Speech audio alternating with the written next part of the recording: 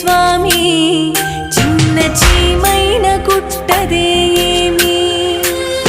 నీ చూపు లేనిదే స్వామి ఈ సృష్టి లేదంట ఏమి కన్నోళ్ళు ఎవరు లేరయ్య నాకు కన్నీళ్లు తుడిచే వారెవరు రారు నమ్మయ్య నా మాట